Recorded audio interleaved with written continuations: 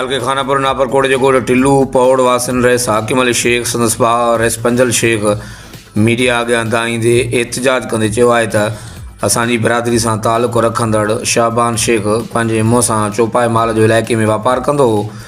वापार में कर्ज़ाई थियण सबबि ॻोठ मां कुझु ॾींहं अॻु पुरइसरार नमूने लड़पराण करे हले वियो आहे।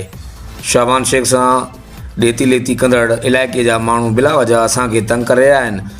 उन्हनि चयो त असांजो शाबान शेख सां इन खयल कर्ज़ सां को बि तालुक़ु न आहे। माण्हू बिला वजह असांखे तंग कनि था। उन्हनि चयो त असां शरीफ़ पोरित माण्हू आहियूं। असांजो शाबान शेख जी ॾेती लेती सां न अॻु तालुक़ु न अॻिते लाइ कंहिं बि अमल सां जा ज़िम्मेवार न आहियूं। इलाइक़े जे चङनि मुड़ुसनि ऐं वस वारनि खे घुरिजे त इन सॼी सूरत हाल जो नोटिस वठी असांखे तहफ़ुज़ ऐं इंसाफ़ ॾियारीनि। रहिस हाकिम शेख ऐं रहिस पंजल शेख जो आख़िर में चवणो हो त असांजो शाबान शेख जे वापार ऐं ॾेती लेती सां न अॻु तालुक़ु न अॻिते लाइ तालुक़ु रहंदो। शाबान शेख जी ॾेती लेती जी आड़ में को बि माण्हू जेकॾहिं असांखे बिला वजह तंग कंदो त असीं इंसाफ़ ऐं तहफ़ुज़ लाइ कानून जो सहारो वठंदासीं। मोहम्मद पंजल शेख आहे, मां पाण ज़ात जो शेख आहियां। शाबान शेख असांजो ज़ात वारो हो, ॻोठ में माल चौपाई जो वापारु कंदो पोइ 2-3 अरसो थी वियो।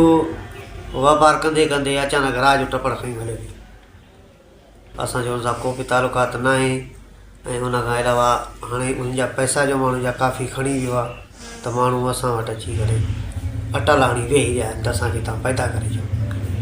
असां शरीफ़ आहियूं, धंधोड़ी माण्हू आहियूं, पंहिंजी रोड ते सॼो ॾींहुं पंहिंजो धंधो कंदा आहियूं। असांजो भाउ आहे रहिस हाकिम शेख, चङो आहे पंहिंजे ॻोठ में। उनखे चवंदा त पंहिंजो तव्हां असांखे शाबान शेख लही जो। हाणे असां कान हुनखे लहूं, अलाए तूं कान जो काॾे बि हलियो, असां त हाणे हुनखे कान पैदा नथा करे सघूं। माण्हू असांखे खां परेशान करनि था। जेकॾहिं नाजाती असां सां को कंदो त असां कानून जो सहारो वठंदासीं। बिस्मिल्लाह रहमान रहीम। मुंहिंजो नालो रहिस हाकिम आहे, मां ज़ात जो शेख आहियां। शाबान शेख वापारु कंदो हो माल जो। साईं न ॾेती जी न लेती जी असांखे का ख़बर कोन्हे इन शइ जी। हाणे उहो को कर्ज़ी थी वियो, राति ई राति टपड़ खईं वियो हलियो। माण्हू असांखे ॾाढो तंग कयो आहे। माण्हुनि त लही ॾियो तव्हां मूंखे। साईं मां हाणे काॾों लहां, जॾहिं किरोड़नि जो कर्ज़ थी भॼी वियो आहे त हर माण्हू मूंखे चए थो तूं लही ॾे। साईं असांखे जेको तंग कंदो त असां कानून जो सहारो वठंदासीं।